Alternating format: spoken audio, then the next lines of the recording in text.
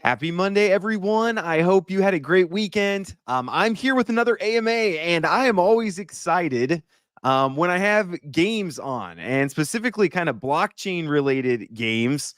That's what I grew up playing, not blockchain games, but games on the computer. So anytime I can kind of get games and feature them on my channel, again, one of my passions and goals is to help average people get into crypto.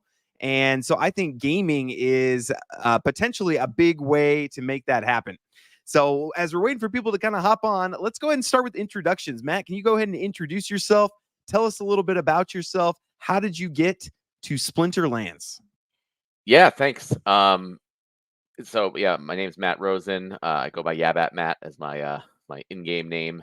Um, and I've been just a huge fan of games, like pretty much my whole life. I started learning computer programming when I was a kid, specifically because I wanted to make my own games. So I was all about like game design and trying out different ideas. I was specifically a big fan of Magic the Gathering, which you may or may not be familiar with. The physical trading card game. You go to the store, buy packs, battle your friends. And even to this day, which is almost 30 years later, which is crazy.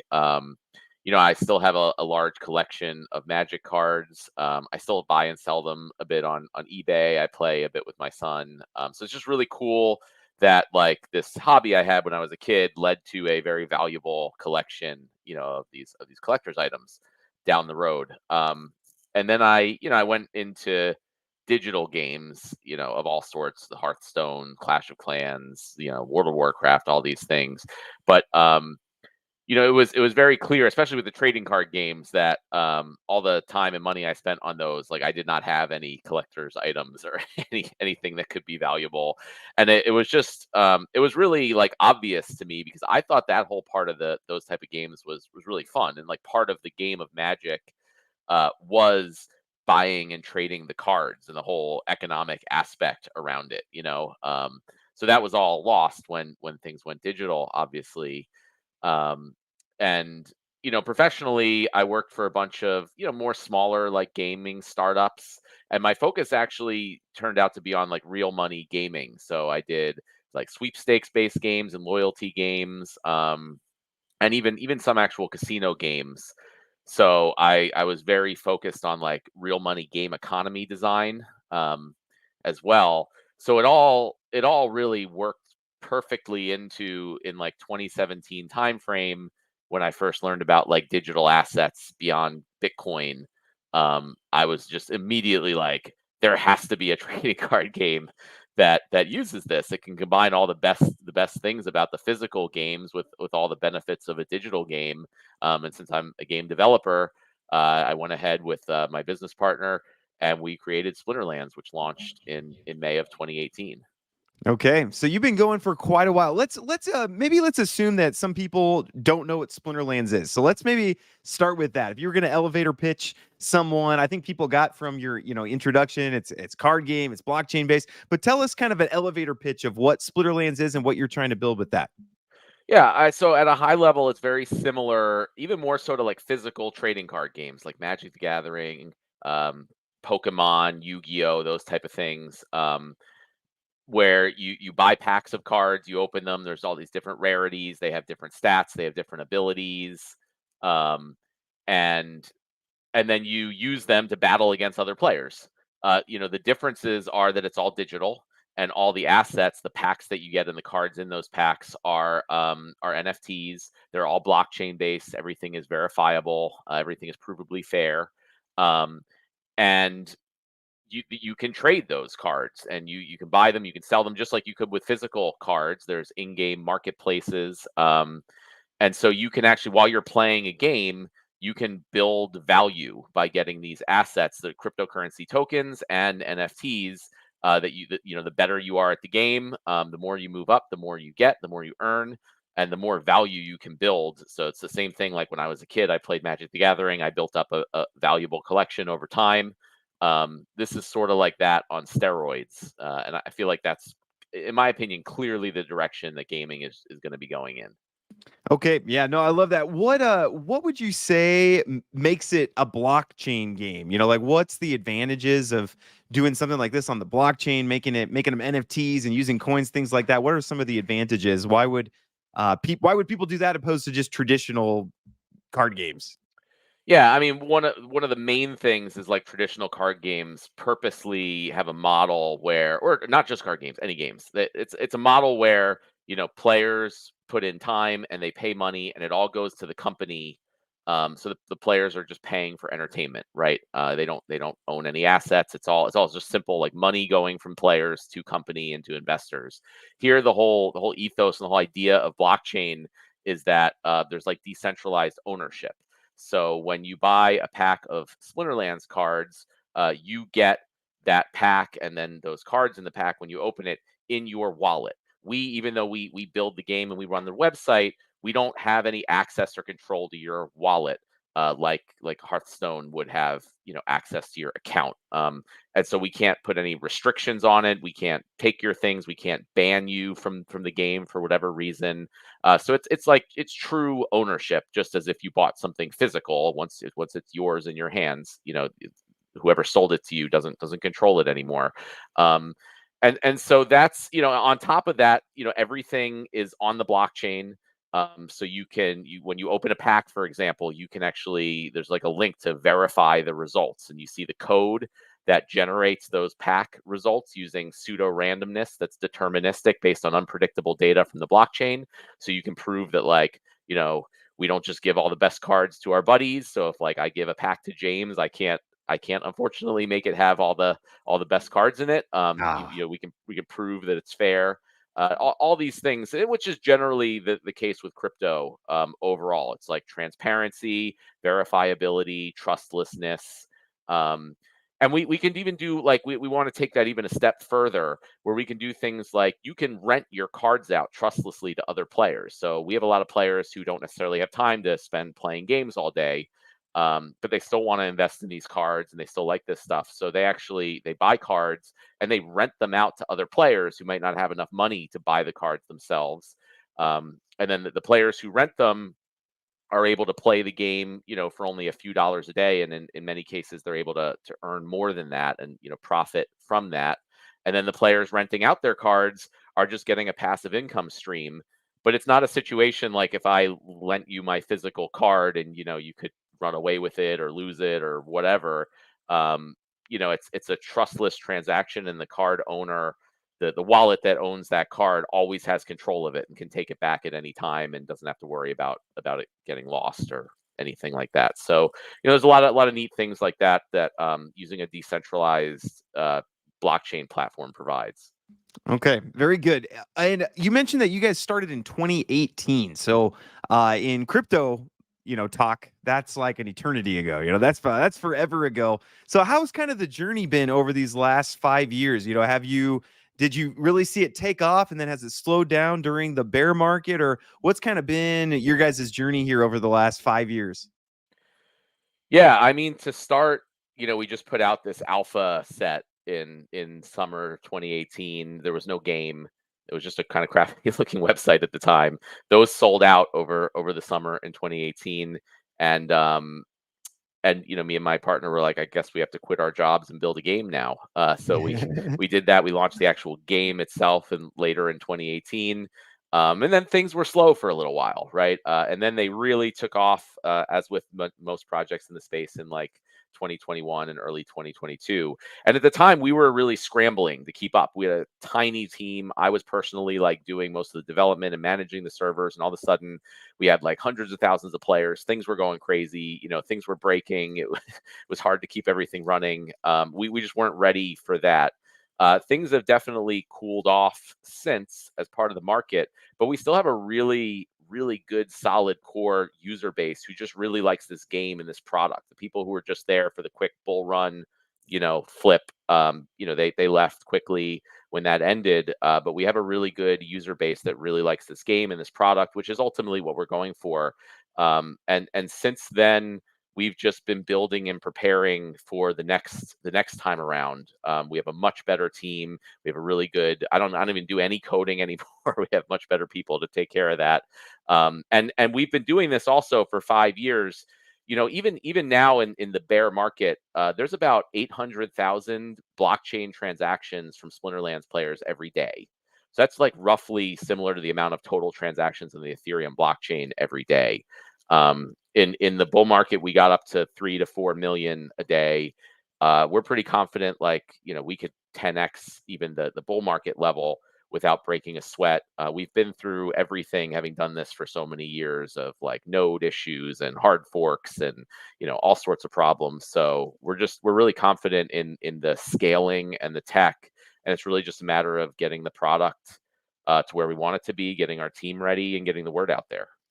Okay, love it. And I want to talk about how people can get involved, and I want to do it both from like a player standpoint and also an investor standpoint, because I assume some people watching, hey, this looks fun, I want to play it. Some people watching, hey, this looks not like something I would want to play, but I like to make money, and I think games are a good way to make money. So let's start from the playing side. Is this something you can play for free, or what's kind of the process to get started playing? You can come and sign up and try it out for free. It's sort of like a little free trial thing. But we try to be very clear that it's not a free to play game. And the reasoning is because all the assets have value, right? So you don't expect you go to like a store and you want to play Magic the Gathering or Pokemon and be like, where's my free cards? I want to just play for free and I want to earn stuff every day just by playing a bunch. No, they're like real cards that you had to print and they have value and they're limited. So if you want to participate in this, you're going to have to put value into the ecosystem.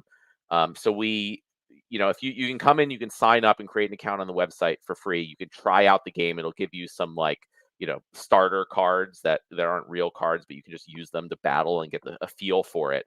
But then if you really want to get involved, you can buy what's called the Summoner Spellbook, which is $10, and that basically unlocks everything. It unlocks your ability to hold cards and assets in your wallet, to earn rewards and everything in the game. So that's really the starting mechanic for that.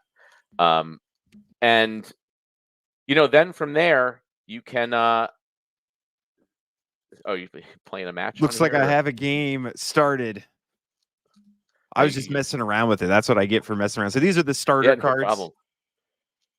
Yeah, those would be the starter cards that you can choose.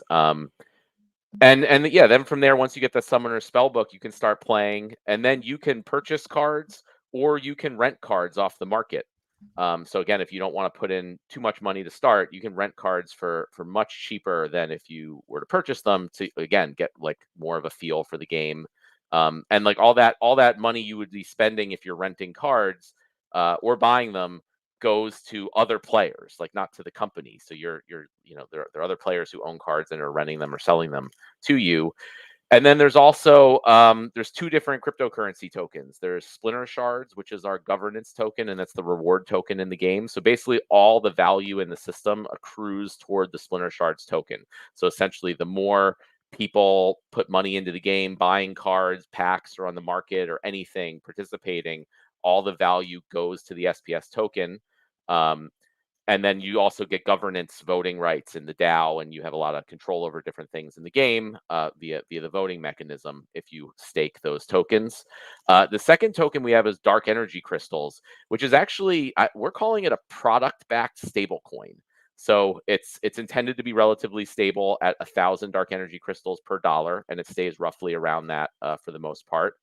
And it's backed simply by Splinterlands products. So everything, almost literally everything in the game is purchasable for a fixed amount of Dark Energy Crystals. So if Dark Energy Crystals, drop on external markets, that just means people can get stuff in Splinterlands at a discount. So there's always it never drops too far, because at some point people who want stuff in Splinterlands, who play the game and want more cards and more packs, are like, hey, I can get stuff cheaper. So it's a coin that's backed by the product. And then on the flip side, the way DEC is minted is you burn SPS to mint DEC. So you can burn $1 worth of SPS to mint 1,000 DEC. So if there's extra demand for Dark Energy Crystals to buy more things in the game, then players can purchase SPS tokens, burn them, and arbitrage it that way. So I think that's a really important point of having a relatively stable coin in the game to price everything, because especially for people who are not like, crypto degens, we try to cater to gamers who may not know anything about crypto. And having things, if you price things on like OpenSea and ETH, and then ETH drops 50% one day, then they're like, wait a minute, I just sold something for half of what I thought it was going to be. So everything in Splinterlands is priced using this, relatively stable token, and everyone can have a good idea all the time of what, dollar value everything costs. Okay, and then how have you seen the coin through the bear market? Did it stay pretty stable, or have most things took off during the bull market, then crashed during the bear market? How has kind of your ecosystem stayed through that?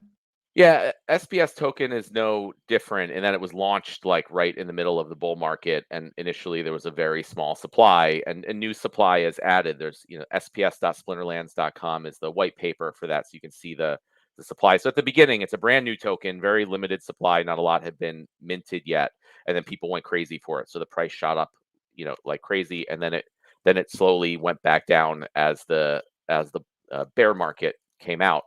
Um, and so now I think we flushed all that out of the system. Like I said, all the fair weather friends who came in to try to get to a quick flip on these things are long gone. We just have a really core group of players who are very dedicated to this game over the long term. Um, so as we go forward and we kind of implement our roadmap of getting the word out there about the game and getting more people in, I see mostly only upside for the token at this point. Okay, very good. And we've got a few questions from the audience. So let's go ahead and start bringing those up. Audience, if you guys have any questions, either about playing, it'd be kind of fun to do like maybe a full tutorial on how to play. Maybe I'll mess around with it and maybe do that on my own. I don't want to take your time. You probably, how many times have you explained how to play to people? I have a good high level overview. I'm by far not the best player though. So there's a lot of good streamers in the Splinterlands community that you probably want to watch rather than listening to me as far as how to how to play the game. They'll give you much better advice. Do you want to kind of just give an overview for people? Yeah. If there's potential players out there. I have the how to play here, but maybe just give us a high level on how to play.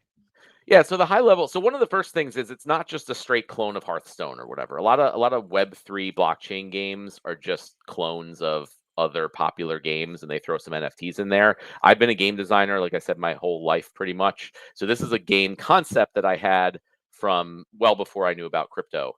And the idea is that like in Magic or Hearthstone or these games, in order to be competitive, you most often just go online and look up what the best decks are, and you just play those over and over and over. Maybe you make a few modifications. I didn't really like that. I found that kind of boring, and I wanted a game that was more focused on the deck building and really knowing every card. Um, so I had this idea that it would be really cool if there was a trading card game where the rules change every match. So that's what Splinterlands is. So in Splinterlands, you don't make a deck, you don't construct a deck beforehand. You look for a match, you get matched with an opponent of a similar skill level, and then you each have you get these random rule sets and parameters. And you and your opponent have 2 minutes to pick your cards. It's a team, we call it, not a deck. In 2 minutes, based on those random parameters. So, it might be that healing abilities are not allowed to be used in this match, or only certain cards, like only cards that cost less than 4 mana can be used. And there's all sorts of different things, and there's like millions of different combinations. So the skill in the game is not about like going online and constructing a deck. It's about having enough. You have to have the cards, obviously, and you need to have a wide variety of cards for every different possible scenario that can come up. And then you have to know when to use what cards, like in these different scenarios, that these cards are better than these other cards. And then you have to position them on the battlefield. So once you submit your team and your opponent submits your team, then the battle is automatic. It's an auto battler at that point. So it's basically you and your opponent have 2 minutes to take in these random rules and parameters, position your cards that you want to use on the battlefield, try to anticipate what your opponent's going to do, and then see who wins. And it also makes the battles relatively short. It'd be like a 2 to 3 minute thing for a battle, which people like me who don't have a ton of time anymore like. And that's kind of a high level overview of how the game works. Okay. Yeah. Actually, while we were talking, I won a game. I didn't really Nice. know what I was doing, but I was able to win. So I did something right. So it looks pretty fun. It looks like something I played Magic growing up as well. So very very interesting and kind of a unique take on card games too. So I love that. I'll check it out more. We got Funny Turo asking here, since the platform has been running since 2008, what has been the average monthly active users? So currently we have about 50,000. Well, that's 50,000 daily active accounts. I don't have the monthly number on the top of my head, but most of our players play daily. So I'd say it's roughly about the same. In the bull market, it was 4 to 5 times that, so it was like well over 200,000 daily active accounts. But yeah, now we're down to around 50,000, which in the grand scheme of things is not a lot. In the blockchain gaming space is very large, and like I said, we have a really significant and very dedicated core user base that is not going to leave this game pretty much come hell or high water. They've also, since we've been around 5 years, this is not our first bull market, it's not our first bear market. So our players got to see some people sold out, in the early bear market, and missed the entire bull market, and everything. And they're like, people are like, well, we don't want to make that mistake again. So that's what the current situation is. Okay, very good. And then Tycho would like to know, do they have nodes like other gaming projects? So what blockchain are you running on? Do you need nodes like Gala has and things like that? Yeah, so that's an involved question, and I'll try to give an abbreviated answer, but happy to talk more about it, in the future. But so our game actually runs on top of the Hive blockchain, which most people are not familiar with. We chose that for many reasons, but ultimately it's just a much better user experience, especially for non-crypto people. You can come in and play Splinterlands, get your wallet. You have your keys, you own your account and your cards, but you don't ever need to get any crypto. You don't need to pay any gas fees. You don't need to know anything about crypto or blockchain to be involved. And from a security perspective, it's a situation where it actually allows you to have multiple different key pairs associated with your wallet with different permissions, which is all kind of set up by default. So, if you just like log into the website and play the game, even if that key gets hacked, that the hacker could only battle on your account. They couldn't take any of your assets. And we help people all the time that get hacked or get their keys compromised, to kind of recover their account without losing any assets. So that's why we built there. Um, the so The flip side is Hive is not a smart contract platform. So we've had to build our own system, our own basic, like our own small kind of smart contract platform that runs on top of Hive. So for that, we are going to have nodes. We don't have them yet. So the current situation is that Splinterlands, our company, is sort of like the only one running this software, and we're in the process of making that open source, so that other people can participate and run the software and fully decentralize that aspect. You can actually purchase, using SPS tokens, the licenses for those nodes, which you can stake, and you can earn SPS tokens in the meantime just for staking them until the actual software is available. So if anyone's interested in getting in on that kind of a little early, you can do that. And then once the software is available, you'll be able to actually run the software and apply those licenses to it. So that's where we are right now with nodes. Okay. All right. Yeah, and that was actually one of the next questions. Is there a way to stake and earn the SPS token? Yeah, so I mean, just basically, any SPS tokens you have, you can just stake right in the game. SPS tokens you earn through playing will be staked by default, so you don't actually have to do anything, and you will earn rewards just from having them staked. And then also it'll allow you to earn more rewards from playing. So when you win a battle, you earn SPS tokens. The more SPS you have staked, the more you're able to win from the battles. So there are staking rewards, and then you also get these special voucher tokens for your staked SPS tokens, which just basically give you discounts on pretty much everything in the game. So if you want to buy packs, you can get discounts. If you have voucher tokens, like it's basically like a reward system, for everyone who stakes SPS. That's sort of separate than just getting more SPS. You also get these vouchers that give you discounts on in-game items. Okay, very good. And then talk to us a little bit about the roadmap. So, what's on the roadmap? What's coming up? And then I also like to ask, and this can be difficult, but looking forward, if you look at Splinterlands a year from now, what do you hope that it is and what do you hope it can be? And then looking way forward, like let's say 5 years, where do you kind of hope that this is going to eventually?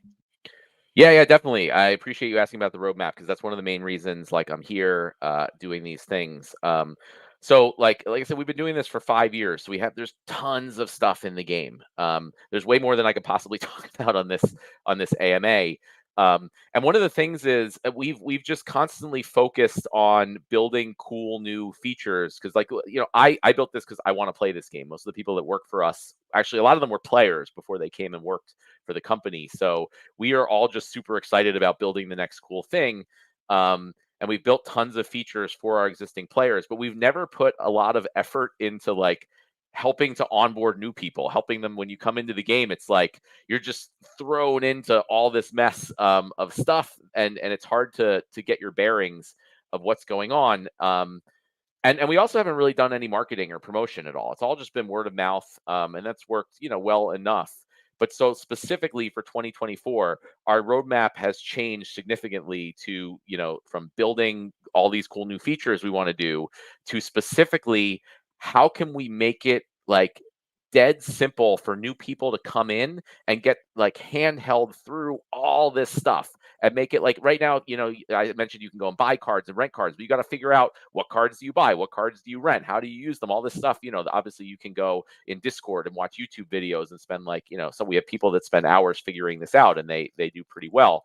But we want to make it like dead simple. You come into the game, you just click a button and it's like $5 and we just automatically pick like a set of cards that can be rented for you. And again, that $5 will just go to the rental market. So it's just like a wrapper we would put on the market where we would just automatically like find the best cards that you can rent for $5. And with one button click, we just behind the scenes do all the transactions necessary to get them in your account. Stuff like that. We want to do a new tutorial system, right? So you come into the game, it really like teaches you how to play step by step. It teaches you what all the tokens do, how to stake, all these things. And then once we're done with that, and our mobile app too, I want to add, like we have a mobile app, but it was built separately by a third party company. And it's, in my opinion, woefully inadequate. So we're trying to get our code base to one single code base for the desktop site and the mobile app. So we have a great mobile experience. Once we're done with all this stuff, which I'm shooting for like the next 6 months or so, then my goal is to go out and market and promote this heavily. Right. I've been very reticent to go out and promote this to new people when like the onboarding experience isn't there yet. But then that being said, it was suggested that like I maybe go out on shows like yours, James, and a few others, because there are a lot of people who are in the crypto community already who would want the opportunity to get in, and would take the time to watch the streamers and the videos and read and figure all this stuff out, and be able to get involved before we make it a seamless onboarding experience and before we do a big marketing push. Because like for example, right now for players who know what they're doing, like there's a big like information asymmetry, especially for card rentals. Like you can rent a deck of cards for super cheap and you can make a decent amount of money doing it. And the reason why it's just an arbitrage opportunity. And the reason why it isn't closed, that gap, is because there's just not a lot of people that understand it to the level or have the funds to commit to do it. So we're by making it easier, we're going to fix that, right? We're going to fix that arbitrage opportunity by just making it dead simple for people to come in, click a button, rent all the cards. That's going to push rental prices up and close that gap. And then similarly, basically, like the more people and the more money coming into the game, like all that value pretty much goes to the assets, be it the tokens and the NFTs. So for the people like our existing players and anyone who's interested who really want to take the time to kind of like learn all this stuff on their own, now I think there's a fantastic opportunity to do that before we really put the pedal to the metal with marketing and promotion. Yep, absolutely. I think you're totally right. Honestly, that was one of the reasons I don't bring a lot of games onto the channel just because, my audience is mostly looking for ways to make money, and they're looking for crypto, blockchain ways to make money. But I do think it's really an interesting opportunity in some of these games where you can earn while you're playing. And when you're in so early on some of these types of things, there's all sorts of opportunities that some people haven't even explored all the different ways that you could potentially use this to make money. So like you said, you rent some cards to get a really good deck, then dominate and make a bunch of money. I mean, the opportunities are limitless. So I just wanted to give my audience some exposure to that. And if you enjoy games like this and you have some extra time on your hands, I would say go check out Splinterlands. Go check it out. See if there's an opportunity there. If you enjoy playing and putting the decks together and you can also get paid for it, that sounds like I mean, we had during the last bull market, there was people that in the Philippines, a lot of them playing Axie Infinity, and that was like their full-time job was just playing. They would rent out Axies and then play Axie Infinity full time, and that was like a whole industry. So there's all sorts of crazy opportunities there. Yeah, and we have a lot of that in Splinterlands too, and a lot of the people who played Axie also play Splinterlands and vice versa. Yeah, so there's definitely that opportunity here as well. Okay, and Last Hope says made 10x during the bear, so with skill you can always make money in this game. It is very complex. Yeah, But that actually, like you said, opens up an opportunity because if it was easy, then it could be outsourced and there'd be, a million people in the Philippines doing it. So the right. fact that it's complex actually is an opportunity for you if you want to put in the effort to understand it, go through it. So it's up to you guys, though. It's up to you in the audience how much you want to get involved. But I And love it. yeah, the opportunity we really focus on is less about like ROI, like you'd see in a lot of DeFi projects. So obviously there's opportunities for that, but really we look for like long-term value creation. So the same thing like as like I started with Magic the Gathering and I just bought cards and I played the game and I had fun and like over years I ended up building up a valuable collection. That's how the people who have been really successful in Splinterlands have done it. Is not just like they cash out $100 a month or whatever it is, they just reinvest. And so if they're bringing in $100 worth of stuff a month, they just take that and put it into their account and just keep playing and moving up. And then they compound that. And as asset prices go up over time, that $100 a month ends up being $1,000 a month, or whatever it is. And so it's really just like uh, it works well for people who are like in this long term and want to build up, like have fun playing a game and at the same time build up a valuable collection of collectibles over some number of years. Yep. Yep, absolutely. And who knows what happens too, like to the market and to prices and things like that. If you get some, trajectory of just mass adoption and you get, oh, we got a million new people, you get featured on some commercial or something like that, and oh wow, we got a million people. Things like this can take off very quickly, pretty crazy too. So really like that.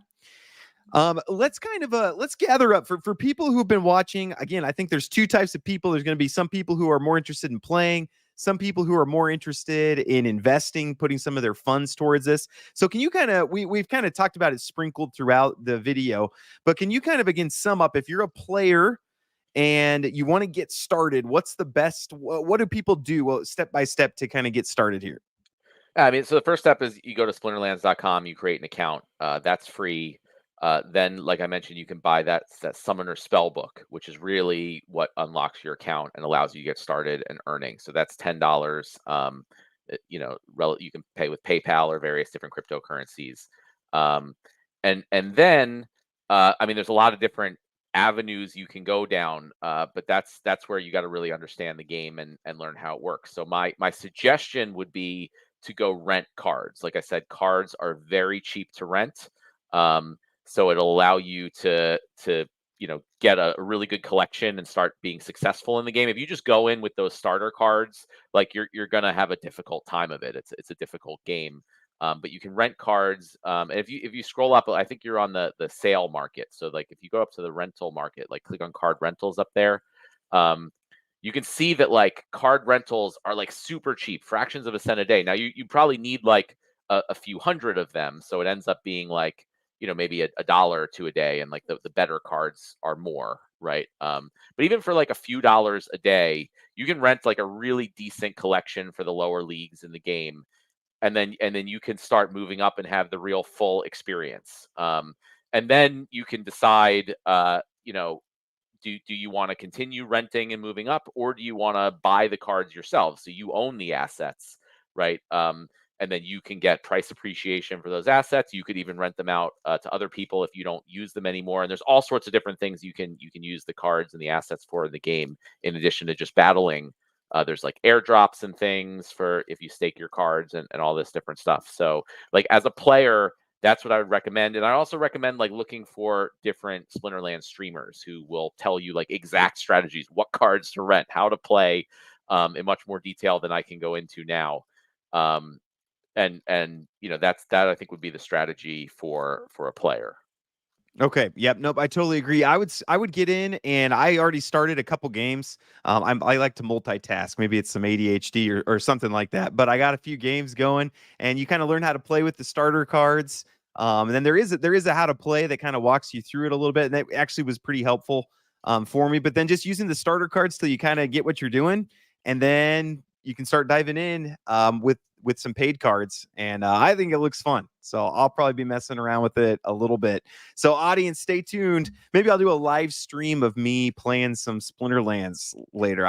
Feel like people might like that. So Awesome. Yeah, reach out to me, James. I could help you out with maybe some packs and some things, and give you the full experience to show to your audience. okay, yep, that would be great. And then for people who are like, hey, we don't have time for games. We don't watch James Pelton for games. We watch James Pelton to make some money. Again, can you kind of sum up what you would consider to be here's the best opportunities?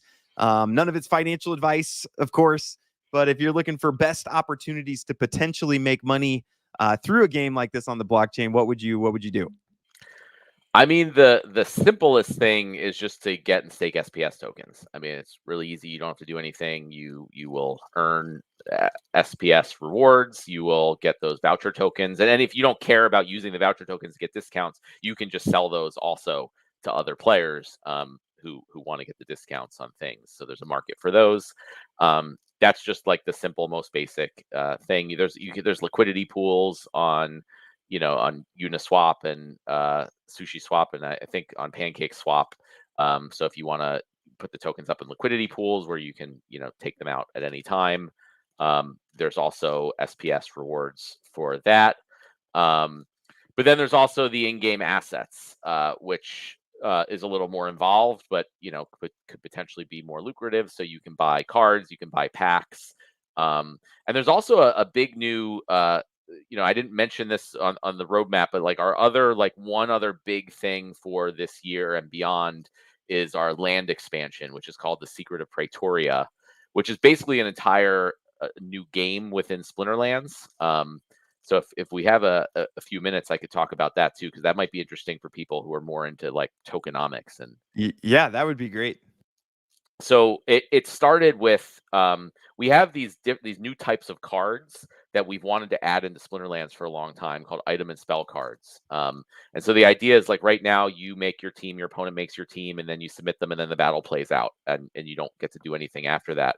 But the thought process is in the future we have these new item and spell cards where you both submit your teams.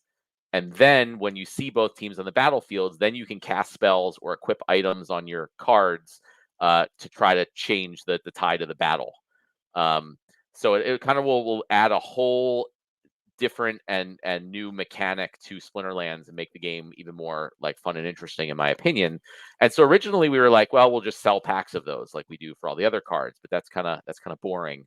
So we thought it would be cooler if instead players could buy land and play this entire like resource management, empire building type game where the end goal is you craft these new cards. So once this is all built and live, then when new players come into the game, they're going to need to get these item and spell cards just like they do all the other cards. They'll go on the market, they can buy them, and they can rent them, but they can only get them from players who own land and are producing them. So it's like there's an actual real economic value to this other part of the game, and I try to make it like itself just a fun and interesting game in its own right. So the idea is, there's all these different types of land plots that you can get that can produce all these different resources. There's going to be something like 50 or more different resources, and you can build 30 different buildings. And the idea is like players will build their own in-game business as part of this big long supply chain that will end up, crafting these new item and spell cards that literally get sold to players who are battling in the game. And that's where the value comes from behind the land. And all these resources are going to have like liquidity pools within the game, all paired with the DEC token. So like typically, since there's going to be 50 some resources, like most players, even if they have 1,000 plots of land, probably won't be able to produce all 50 resources themselves. So they'll be producing a bunch of wood planks or something, and they'll need to trade that for stone and magical resources and all these different things. So they'll swap it on the internal liquidity pools. And obviously the liquidity will be provided by players, and all of the liquidity is matched with DEC tokens. So if you want to trade wood for stone, you would, in one transaction, it would swap wood for DEC and DEC for stone. And so that's another huge use case that's coming up in the future for the dark energy crystals token, which I think is gonna create a lot of demand for it. And the only way to mint those tokens, because the supply is relatively low, is to burn SPS tokens. So that's one of our like I said, pretty much everything in the game, every new thing in the game is built to provide value to SPS. So players who are interested in like that type of thing, like very involved, like resource management, finding sort of arbitrage opportunities, what land plots can produce what things that maybe are more rare and underproduced and going for higher values. That's what that whole game is all about. And it's like a very early version of it is live even now. So you can go and you can buy land from other players who are selling it. You can build like just a few buildings and start harvesting a few different resources. And one of the coolest things also is anyone who's played like trading card games like Magic the Gathering probably knows you just have like tons of extra old cards, and you're always buying the new sets to play with. You just have boxes of all these old cards in the basement. So the idea is that the old cards in Splinterlands are your workers on land. So the old cards have new life and new value because they can work on the land and produce these new cards. Basically, you take your old cards and you get value out of them by using them to craft these new cards in the game. So I think that's again like just a cool new use case that I've never seen before.